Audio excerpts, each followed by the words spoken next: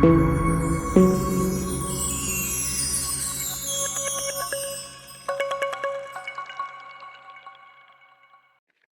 समय जो पहनी थी पता नहीं किसकी थी, लेकिन हाँ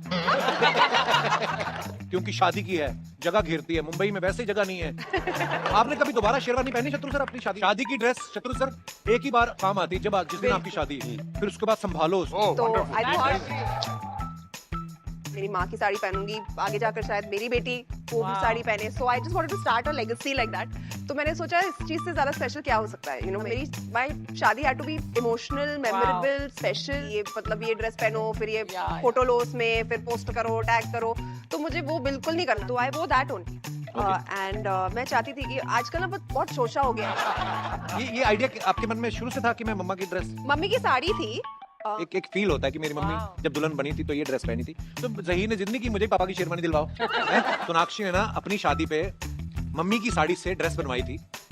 वंस बीटन ट्वाइस शाई। इनके लिए तो ठीक है, मेरे लिए फिर से। तो वापस से आपको शादी वाला माहौल याद आ रहा होगा कि जब हम नई नई शादी हुई थी। अच्छा, पूनम मैम से जब लास्ट टाइम मुलाकात हुई थी, और अब मैम आप इतनी फिट हो गई हैं। क्योंकि इनका एक्सप्रेशन वही है, तू कार चल। ऑलरेडी लेकिन अभी घर जाऊंगा तो पता चलेगा। आपके शो में एकदम लगता है कि वो शादी या ससुर ये सब बातें पुरानी हो गई। तो यहाँ आके कपिल थोड़ी देर के लिए भूल जाता आदमी, खास इस माहौल में। इस बात पर I am married and I keep him happy. इस बात पर नहीं, खामोश। नो नो खामोश। दोनों नहीं हो सकता है। एक कहावत आपने सुनी होगी जी। A man can be either married or happy. तो कई बार मैरिड पाता हूँ, आपको देखता हूँ तो हैप्पी पाता हूँ, क्योंकि मैरिड और हैप्पी वाला, यानी इनको देखता हूँ चाहे अपने आप को देखता हूँ, तब तक आपके शो में आ गया। और इस शो में आने यहाँ तो एटमॉस्फेयर फिर वही है। सर, ये नया पोर्टफोलियो लेकर ससुर बनने के बाद कैसा महसूस हो रहा है? बहुत जिम्मेदारी महसूस हो रही थी। और अब इनके पोर्टफोलियो में ससुर भी जुड़ गया है। दबंग शख्सियत है, एक्टर हैं, पॉलिटिशियन हैं, जबरदस्त स्पीकर हैं, पिता हैं, पति हैं। आप सब जानते हैं शत्रु सर के बारे में, ये एकदम बेबाक है। पहली बार पूरी फैमिली साथ में आई है, और वो भी हमारे शो पे। मैजिक तो है हमें। ये पल हमारे लिए बड़ा खास है, सोनाक्षी और ज़हीर की शादी के बाद। But I like broccoli. Shatru sir और पूनम मैम का बहुत बहुत स्वागत है। Poonam ma'am, you are looking so pretty. This is red broccoli for you. खामोश। आइए सर, आइए, बहुत बहुत स्वागत। जोरदार तालियां शत्रु सर और पूनम मैम के लिए। वेलकम मैम,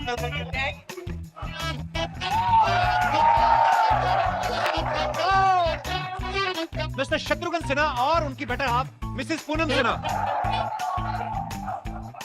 सबके चहेते, शानदार, धमाकेदार, सुपरस्टार। अब वक्त है दबंग बेटी के दबंग पापा को यहाँ पे आमंत्रित करने का। Please welcome. यही है, इसके अलावा और कुछ है नहीं। मैं पहले दिन से पंगे नहीं लेता। आप क्लियर थे कि बहुत मुझे खामोश रहना है। हाँ, खामोश ही रहना। ऐसे रहना ब्रदर। बहुत बार ख्याल आया, और लेकिन सच है कि जो शत्रुघ्न सिन्हा को खामोश कर सकती है वो किसी को भी खामोश कर ज़हीर, आपके मन में नहीं आया कि जो शत्रुघ्न सिन्हा को खामोश कर सकती है वो मेरा क्या हाल करेगी? अरे शत्रु सर ने ना हमारे शो पे ही कई बार कहा है कि सोनाक्षी जो है ये घर में सबको खामोश करती है। सही बात है, बट हमें भी श्योर होना पड़ता है ना। हाँ।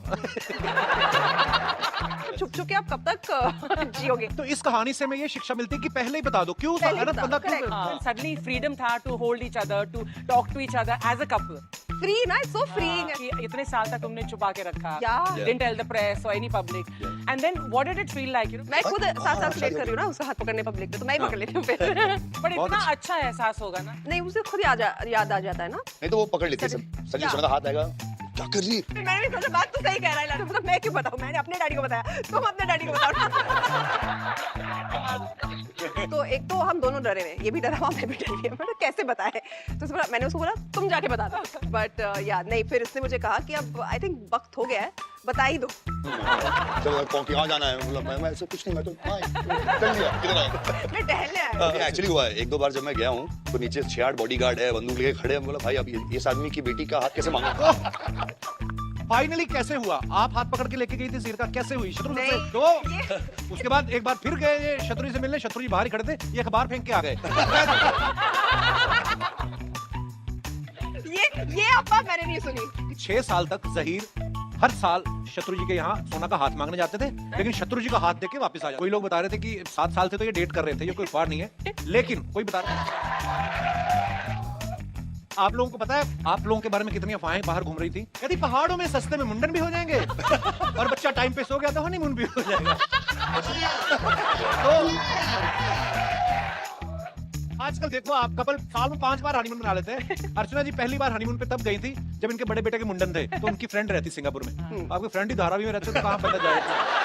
तो बहुत अच्छी बात है। ये देखा अर्चना जी मुझे पूछ रही थी, पूछना सोनाक्षी से, 3 जगह फॉरेन जा रहे हैं। सोनाक्षी की शादी पे हम लोग कनाडा गए हुए थे, तो फिर वहां भी आ जाते आप। इसलिए तो आज यहाँ है। आप जो शादी में नहीं आ पाए हम उनसे मिलने चले गए। वहाँ पर हम 1 हफ्ता रहे। उसके बाद हम न्यूयॉर्क चले गए या 10 दिन, क्योंकि मेरे कुछ कजिन्स थे वो नहीं आ फिर हम गए फिलीपींस। फिर हम फिलीपींस गए और तो वो नहीं आ पाई, तो हम चले गए उसके पास, उससे मिलने और बेबी से मिलने। ओके, फिर हम तो पहले हम सिंगापुर गए। कहाँ गए यार? तीन तो एक तो मेरी बेस्ट फ्रेंड सिंगापुर में रहती है, उससे हमारी शादी के 5 दिन पहले बेबी हुआ। इतने हनीमून पे आप क्यों जा रहे हो? आप लोगों को अभी भी यकीन नहीं हो रहा कि आप लोगों की शादी हो गई है? हमें मजा आता है ना ट्रैवल करने में। अभी भी जा रहे थे एयरपोर्ट में, पकड़ के लाया हूं इन लोगों को। आप लोगों को बताऊं, मैं अंदर की जानकारी रखता हूं, जब से इन लोगों की शादी हुई ना, ये 3 बार हनीमून पे जा चुके हैं। अर्चना जी, बिल्कुल जौहरी अच्छा होता है तो सोने को पिघला ही देता है। सोना पिघल गया था। मैं आप दोनों से ये पूछना चाहता हूँ कि प्यार में पहले पिघला कौन था, सोना पिघला था कि जौहरी? उसको पता था कि कौन सा सोना जो है 24 कैरेट का है। जहीर का ना फैमिली बिजनेस जो है वैसे रियल एस्टेट का है, लेकिन अंदर से ये आदमी जौहरी है। इंट्रोडक्शन होना चाहिए ना भैया। सिस्टर एक मिनट, उसको भी शादी करनी है, कपल के शो पे जाओ और उसको भैया बुलाना शुरू करो। सर अब वो सबको बोल रही है कि जिसको भी शादी करनी है कपिल सर के शो पे जाओ, काउच पे बैठ के बोले मुझे जोर से शादी। लेकिन बाहर जाते ही इन्होंने जैसे ही कर ली तब हमें पता चला, ओह अच्छा ये कहना चाह रही थी। उन्होंने बोला था कि मुझे बड़े जोर से शादी करनी है। हमें समझ में आया नहीं। जब ये लास्ट सीजन में आई हीरा मंडी के टाइम पे, इन्होंने थोड़ा सा हिंट दिया था, हम समझ नहीं पाए। हम लोग हमेशा सोनाक्षी से एक बात पूछते थे जब भी हमारे शो पे आती थी कि सोनाक्षी शादी कब कर रही है, लेकिन ईश्वर आपको हमेशा खुश रखे, स्वस्थ रखे और बड़े प्यारे लग रहे हैं आप दोनों साथ में। Thank you. सबसे पहले तो मैं सोनाक्षी और जहीर को बहुत बहुत मुबारकबाद देना चाहता हूँ, नई शादी हुई है।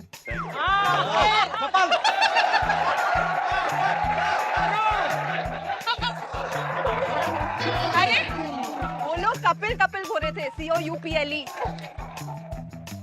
शादी के बाद पहली बार जनता की अदालत एक बार जबरदस्त और जोरदार तालियां होनी चाहिए हमारे नवविवाहित जोड़े के लिए। शुक्रिया, thank you so much. Hello and welcome to the great Indian Kapil show. धन्यवाद।